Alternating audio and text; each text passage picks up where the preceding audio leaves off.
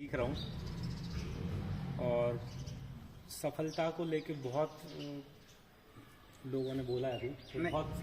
आपको टॉपिक है दिशा, अपन को दिशा कि कैसे क्लियर करवे कि हम इस दिशा में जावे और दिशा अगर पकड़ ली है तो अपन दिशा से भटकवे नहीं, बस तो अपन को लाना ध्यान रखना है।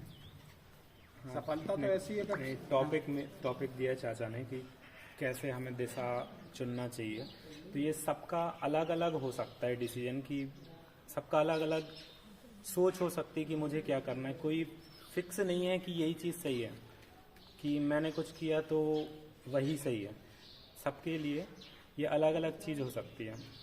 तो मैंने क्या किया, मैं थोड़ा सा बस ये बताना चाहता हूँ कि मैंने ऐसा बहुत सोचने के बाद मुझे ऐसा लगा कि जो सफलता है वो तो सब लोग कर ही रहे हैं। सब सफलता के लिए पीछे पड़े हुए हैं, सफलता चाहिए सफलता चाहिए। हम क्या विषय ले लें, क्या पढ़ लें, वो तो बाहर रहते हैं, हम तो यहाँ गांव में रहते हैं, तो हम कैसे कर पाएंगे। तो मुझे ऐसा लगता है कि कोई फ़र्क नहीं पड़ता कौन कहाँ रहता है और कौन क्या निर्णय ले रहा है। दूसरे ने जो किया वही हमें करना है, ऐसा बिल्कुल ज़रूरी नहीं है।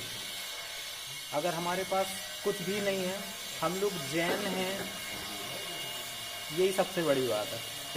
हम जैन हैं और अगर इसके बाद जैन होने के बाद अगर हम लोग सोचते हैं कि बस जैन हो गए लेकिन हमें कुछ आगे नहीं बढ़ना है, तो फिर हम असफल हैं।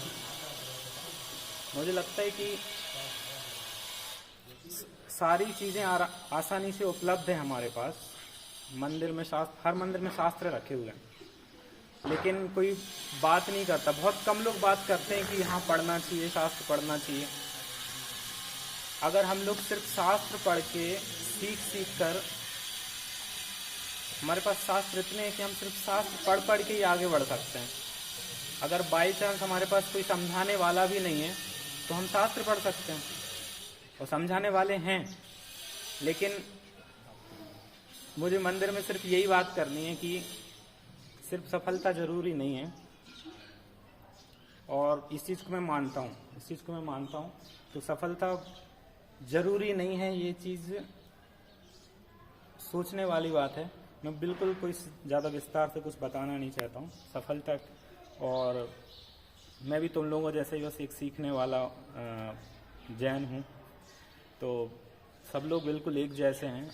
बार बार इसी लाइन को बस बोलना चाहता हूँ कि हम लोग के पास शास्त्र इतने सारे शास्त्र उपलब्ध हैं, और हर एक छोटी से छोटी उम्र वाला व्यक्ति शास्त्र पढ़ सकता है।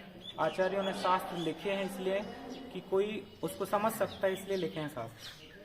तो कोई भी व्यक्ति उसको पढ़ सकता है, और ये कभी नहीं भूलना चाहिए कि हम स्वाध्याय ना करें, शास्त्र ना पढ़ें।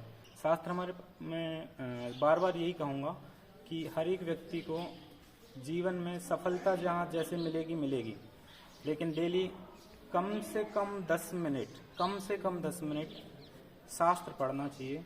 इससे बड़ी सफलता है ही नहीं, इससे बड़ी सफलता कहीं नहीं है। ज्ञान अर्जित करने को विषय है, कहने को मतलब कि अपन ज्ञान है तो हमेशा बढ़ाते रहे। और हाँ, तो हमें ज्ञान भी मिलता है, और ये सिर्फ ज्ञान बढ़ाने के लिए, दूसरे को समझाने के लिए नहीं है। हम अकेले बैठ के स्वाध्याय कर रहे हैं, किसी को पता ही नहीं है। हमें शास्त्र का स्वाध्याय अपने लिए करना है।